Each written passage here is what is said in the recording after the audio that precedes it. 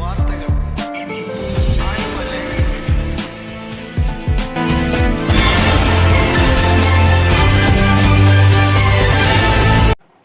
ആദ്യം വാക്കേറ്റം പിന്നെ തല്ല്. ചിപ്സ് വിൽക്കുന്നവർ തമ്മിൽ കൂട്ടയടി.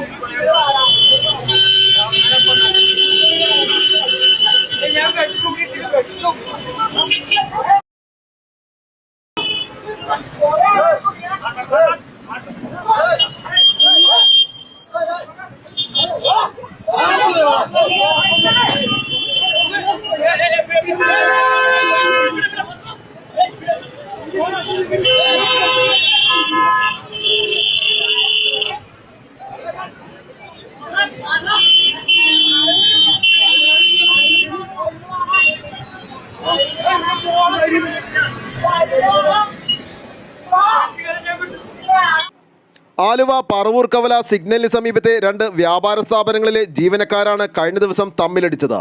കടയ്ക്ക് മുന്നിലെ പാർക്കിങ്ങുമായി ബന്ധപ്പെട്ടാണ് സംഘർഷമുണ്ടായതെന്നും നാളുകളായി ഇവർ തമ്മിൽ പ്രശ്നങ്ങൾ ഉണ്ടാകാറുണ്ടെന്നും നാട്ടുകാർ പറഞ്ഞു. സംഘർഷത്തിൽ ഒരാൾക്ക് പരിക്കേറ്റു. ഈ കടകൾക്ക് മുന്നിൽ വാഹനങ്ങൾ അനധികൃതമായി പാർക്ക് ചെയ്യുന്നത് മൂലം ഈ ഭാഗത്ത് ഗതാഗതക്കുരുക്കും പതിവാണ്. പറവൂർ ഭാഗത്തേക്ക് ഫ്രീ ലെഫ്റ്റുള്ള ഭാഗത്തേക്ക് വാഹനങ്ങൾ തിരിഞ്ഞു പോകാനും ബുദ്ധിമുട്ടാണ്. പലപ്പോഴും യാത്രക്കാരും ഈ അനധികൃത പാർക്കിങ്ങിനെതിരെ പ്രതികരിച്ചിട്ടുണ്ട്.